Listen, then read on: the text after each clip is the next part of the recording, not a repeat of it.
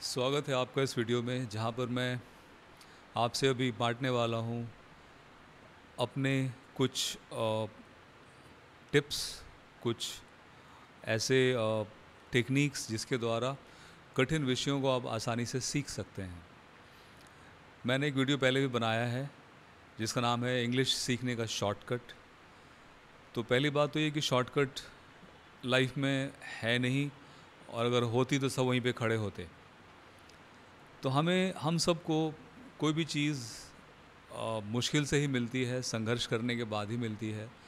तो इंग्लिश में अगर हम मास्टर बनना चाहते हैं, इंग्लिश में अगर हम निपुण होना चाहते हैं, तो हमें अपने हिस्से की ऊर्जा क्षमता का इस्तेमाल करना ही होगा। तो मैं जो आपसे अभी टिप्स शेयर करने वाला हूँ सीखने के बारे में कि कैसे सीखें, इसका आधार है एक कोर्स जिसका नाम है लर्निंग हाउ टू लर्न, सीखें कैसे। और ये एक प्लेटफॉर्म पर उपलब्ध है जिसका नाम है कोर्सेरा। कोर्सेरा कहते हैं MOOC, massive open online courses. इन प्लेटफॉर्म ये वेबसाइट्स की तरह होते हैं जहाँ पर बहुत प्रकार के विषयों के पूरे कोर्स होते हैं। 4 हफ्तों के कोर्स, 3 महीने के कोर्स, कुछ कोर्स तो पूरे डिग्री कोर्स होते हैं।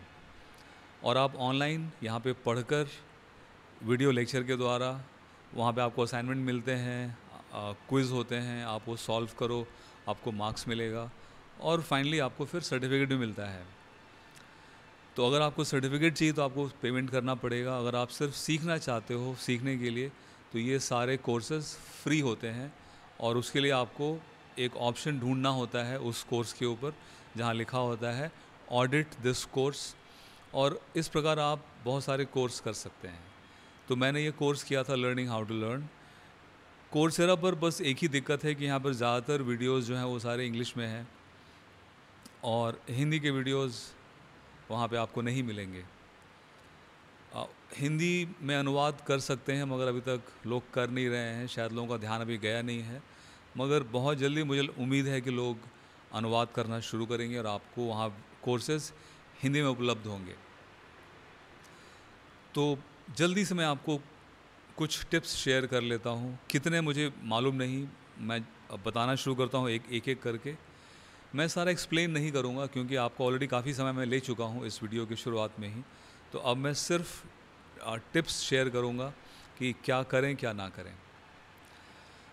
सबसे पहली बात, सीखना कठिन होता है और सीखना एक लंबी प्रक्रिया है, इसीलिए लगातार बैठ के ना पढ़ें, एक ही विषय लगातार ना पढ़ें, विषय को चेंज करते रहें। 25 मिनट से शुरुआत करें पढ़ाई की। हालांकि कुछ लोगों को ये भी बहुत लंबा लग सकता है और कुछ लोगों में बीमारी होती है, उसको अटेंशन डेफिसिट डिसऑर्डर बोलते हैं, मतलब एकाग्रता में कमी। ये लोग किसी भी चीज़ के ऊपर ज़्यादा देर टिक के बैठ नहीं सकते। ये बच्चों में देखा जा सकता है कि वो एक भी गेम लगातार नहीं खेल सकते। ये बीमारी होती है, उसका इलाज भी होता है। मगर ध्यान ना लगना और ध्यान ना लगाना दो अलग अलग चीज़ें हैं। तो यहाँ पे हम सिर्फ बात करेंगे ध्यान ना लगाने की। लोग जानबूझकर ध्यान नहीं लगाते क्योंकि उन्हें सीखना कठिन लगता है, बोरिंग लगता है। तो टेक्निक है कि आप सिर्फ 25 मिनट पढ़ो, बिना डिस्टरबेंस के पढ़ो। पढ़ने के बाद आप पढ़ते वक्त कोई डिस्टरबेंस ना हो और आप हाईलाइट वगैरह ना करो, नोट्स ना लिखो। पढ़ने के बाद आप रिकॉल करो, अपने आप को आप फोर्स करो याद करने के लिए कि आपने क्या क्या पढ़ा था, और जो आपको याद आ रहा है उसको आप लिख लीजिए। अगर नहीं कुछ याद आ रहा है तो आप फिर वापस दोबारा से किताब पढ़िए, फिर से किताब बंद कीजिए और फिर से लिखिए। इस रिकॉल के द्वारा ही आप अपने याददाश्त को मजबूत बना सकते हैं और वक्त आने पर इसका इस्तेमाल कर सकते हैं। 25 मिनट पढ़ने के बाद अपने आप को किसी ऐसी चीज़ का रिवॉर्ड देना बहुत ज़रूरी है जो आपको अच्छा लगता है, ताकि अगले सेशन में जब आप फिर से बैठेंगे 25 मिनट तो आपको इंतज़ार रहे उस रिवॉर्ड का। पढ़ना तो बोरिंग होता ही है। फिर पढ़ने के बाद इस बात को जांचने के लिए कि आपको वो चीज़ समझ में आई कि नहीं आई, आपको टेस्ट लेना चाहिए, आपको सवाल सॉल्व करने चाहिए। किसी भी चीज़ को सीखने का पैमाना यही होता है कि आप उस ज्ञान का इस्तेमाल किसी प्रॉब्लम को, किसी समस्या को सॉल्व करने में, समाधान करने में लगाते हो। एक और टेक्निक है सिंपल, कि जो भी आपने पढ़ा उसे किसी और छोटे बच्चे को पढ़ाओ, और अगर उसको बात समझ में आ गई, मतलब आपको भी बात समझ में आ चुकी है। तो किसी को पढ़ाना एक बड़ा सिंपल टेस्ट होता है प्रूफ करने का खुद को कि मुझे ये चीज़ आती है। इसके अलावा लगातार एक ही विषय ना पढ़ें, विषय को चेंज करते रहें। फिर एक ही किताब से बार बार रिवाइज भी ना करें, आपको अलग अलग सोर्स से पढ़ना चाहिए। फिर आप जो टेस्ट लेते हैं, टेस्ट भी आपको अलग अलग स्थान पर लेना चाहिए, अलग अलग समय पर लेना चाहिए और अलग अलग तरीके से लेना चाहिए। उससे क्या होगा कि जब आप वाकई किसी एग्ज़ाम में जाएंगे, तो अक्सर वो जगह आपका घर तो होगा नहीं, आपका स्कूल तो होगा नहीं, कोई नई जगह होगी, नया क्लासरूम होगा। तो इसलिए अपने आप को नए हालात में आसानी से आप ढाल पाओ, इसकी ट्रेनिंग भी आपको पहले से ले लेनी चाहिए, और अपने पढ़ने का तरीका, पढ़ने की जगह, सब कुछ बदलते रहना चाहिए।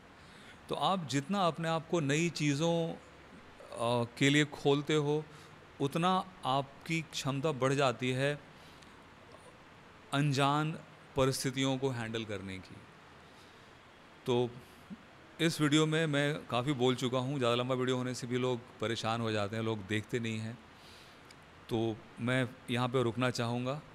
अगर आपको इस वीडियो में कुछ समझ में नहीं आया, अगर आप कोई एक्सप्लेनेशन चाहते हो कि सर ये आप ऐसा क्यों कह रहे हो, तो आप मुझसे कमेंट्स के द्वारा सवाल पूछिए, मैं आपको जवाब हिंदी में लिख कर दूँगा ताकि आप उसको समझ सको। और जब तक आपको बात समझ में ना आए, आप सवाल पूछते रह सकते हैं, और अगर मुझे ज़रूरी लगा तो मैं आपको समझाने के लिए फिर से एक नया वीडियो बना सकता हूँ। मेरे लिए बहुत आसान है, मेरे पास पूरी व्यवस्था है वीडियो बनाने की, और मैं आपकी रिक्वेस्ट पर तुरंत एक वीडियो बनाकर पोस्ट कर सकता हूँ। और मैं आपको धन्यवाद देता हूँ कि आप मेरे चैनल के ऊपर आप आए, और कृपया आते रहिए और मुझे बताइए कि मैं क्या सही कर रहा हूँ और क्या गलत कर रहा हूँ, ताकि हम इस चैनल को उपयोगी बना सकें उन बच्चों के लिए जो गांव में रहते हैं, हिंदी मीडियम स्कूल में पढ़ते हैं, और जो इंग्लिश सीखना, जिनको पता है कि इंग्लिश जो है सीखना बहुत ज़रूरी है। इंग्लिश व्यापार की भाषा है और इंग्लिश विज्ञान की भाषा भी है, तो इसलिए इंग्लिश के बिना काम तो चलने वाला है नहीं।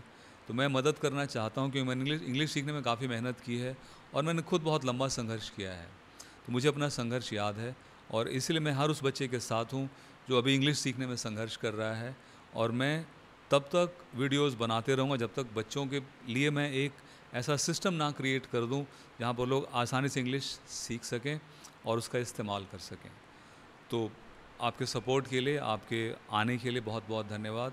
मैं हूँ प्रवीण झा और मेरे चैनल का नाम है बिहारी स्पोकन इंग्लिश। कृपया आते रहिए। धन्यवाद फिर से एक बार। आपका दिन शुभ हो।